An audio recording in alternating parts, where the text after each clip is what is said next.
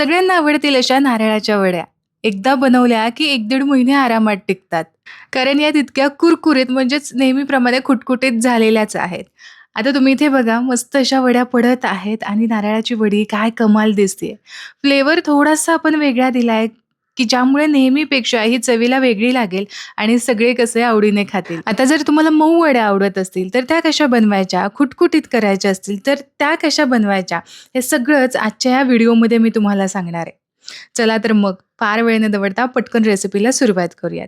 आता सगळ्यात आधी तर सगळ्यात मोठा प्रॉब्लेम म्हणजे या नारळाच्या पाठीचा भाग कसा अगदी सहज काढून टाकायचा. तर यासाठी मी काय करते, अगदी एक छोटासा उपाय. तर आपली आलं किसण्याची किसणी असते की नाही, यानेच हा पाठीचा भाग संपूर्ण असा हलक्या हाताने किसून घ्यायचा. अगदी सहज तुम्ही बघाल की मस्त असा हा पाठीचा काळा भाग निघून जातो. तुम्हाला जर असाच घ्यायचा असेल, म्हणजे पाठीचा काळा भाग न काढता घ्यायचा असेल ना नारळ, तरी सुद्धा चालणार आहे. आता इथे तुम्ही बघा मस्त पांढरं शुभ्र असं खोबरं झालंय. आता हे उरलेलं जे खाली पडतंय ना, जे काळा पाठीचा भाग, ते तुम्ही वाटण्यासाठी वगैरे वापरू शकता. संपूर्ण खोबऱ्याचा पाठीचा भाग काढून घेतला. आता इथे मध्यम आकाराचा एक नारळ होता, हाच मी इथं घेतलेला आहे. आता सगळ्यात आधी तर आपल्याला याचे स्लाइस करून घ्यायचे. जर तुमच्याकडे खोवणी असेल ना, तर अगदी उत्तम. त्यामध्ये सुद्धा तुम्ही खोवून घेऊ शकता आणि आणि त्यामध्ये तुम्हाला जास्तीची मेहनत सुद्धा लागणार नाही. आरामात काळा पाठीचा भाग सुद्धा निघून जातो आणि छान खोवलं सुद्धा जातं खोबरं. पण ज्यांच्याकडे खोवणी नाहीये, तरी सुद्धा खोवल्यासारखा नारळ हवा आहे, चव तीच यायला हवी, म्हणून मग हा सगळा उपद्व्याप. आता हे जे काप आपण करून घेतले, ते मिक्सरला फिरवून घ्यायचे. मग बघा तुम्ही अगदी खिसल्यासारखं नाही, तर खोवल्यासारखं नारळ होतं. आता इथे आपण सुरीने जरी काप केले असते ना, तरी सुद्धा चालले असते. पण मध्ये-अधे ना मोठे-मोठे असे नारळाचे काप राहतात आणि ते बारीक करण्याच्या नादात आणखीन जास्त खोबरं बारीक होऊन बसतं किंवा मग ते वेगळे वेचून पुन्हा एकदा मिक्सरला फिरवावं लागतं. म्हणूनच चकत्या आधी करून घ्यायच्या आणि मग बघा खोवल्यासारखं अगदी नारळ होतं. आता हा नारळाचा खीस आपल्याला मोजूनच घ्यायचा आहे, की जेणेकरून साखरेचं प्रमाण सुद्धा अगदी परफेक्ट आपल्याला साधता येतं. एखादी वाटी घ्या किंवा पेल्याचं तुम्ही प्रमाण घेऊ शकता. इथे मी कप घेतला. तर या कपमध्ये 1 कप भरून हा खोप भरलेला आहे.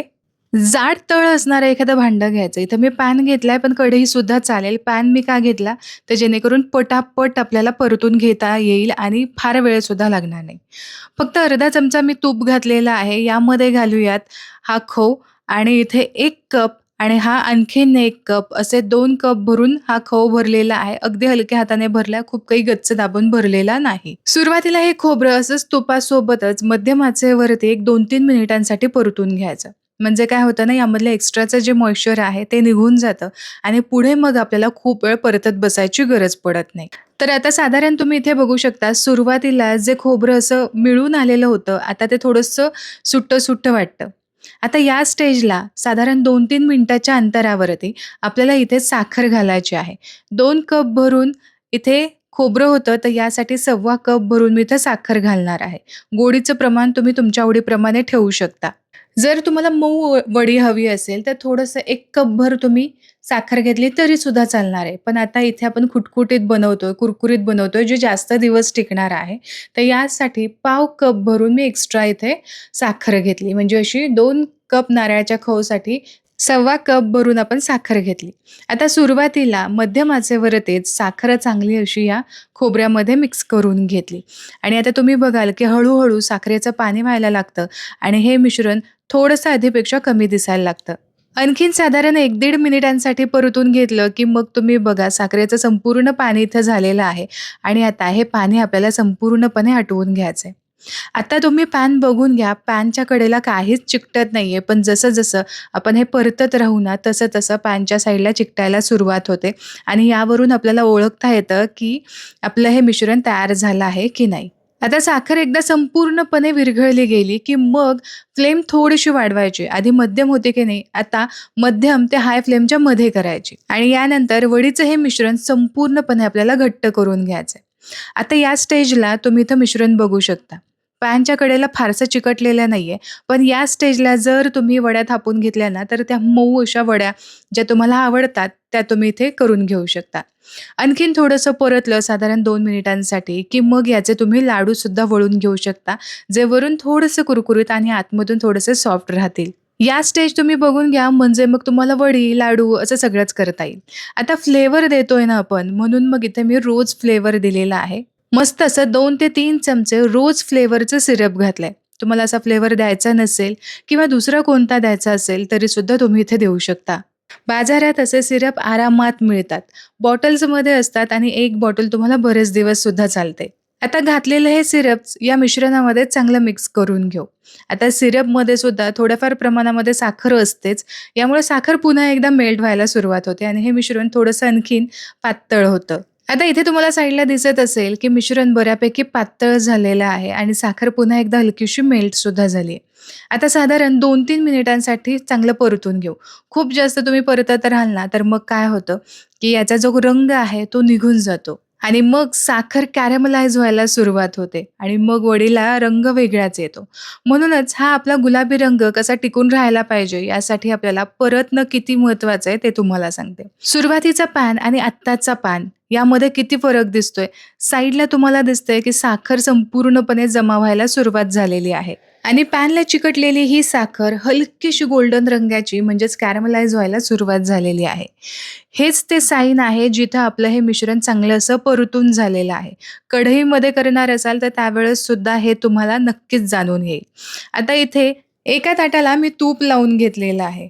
तयार केलेलं हे मिश्रण लगेचच गरमागरम या तूप लावलेल्या ताटामध्ये काढून घ्यायचं आणि पटापट हे पसरून सुद्धा घ्यायचं. कारण हे सेट व्हायला फार वेळ लागत नाही.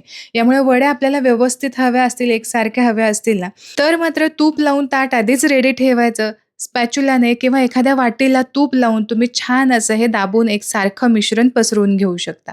आता इथे मी फ्लॅट असणारा हा कपच घेतलेला आहे, की जेणेकरून हे मिश्रण चांगलं असं व्यवस्थित पसरलं जाईल. आता हे मिश्रण पटकन थंड होण्याची शक्यता असते ना, म्हणून जरा पटपटच आपल्याला हात चालवावा लागतो.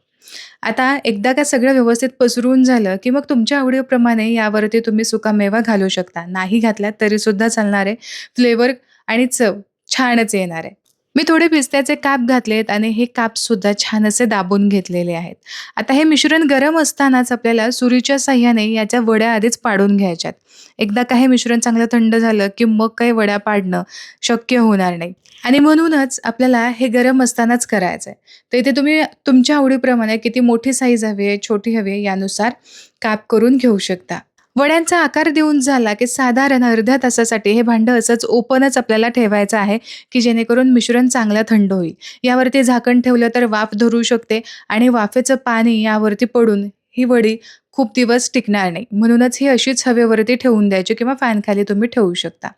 अर्धा पाऊण तास मी या वड्या अशाच ठेवल्या होत्या आणि तुम्ही इथे बघू शकता मस्त अशा डिमोल्ड सुद्धा होतायत. चवीला या वड्या खूप मस्त लागतात. गोडीला तुम्ही तुमच्या आवडीप्रमाणे कमी जास्त नक्कीच करू शकता आणि एकदा तयार करून ठेवल्या ना, की अशा रोज फ्लेवरच्या वड्या तुम्ही अगदी महिना 2 महिने आरामात खाऊ शकता.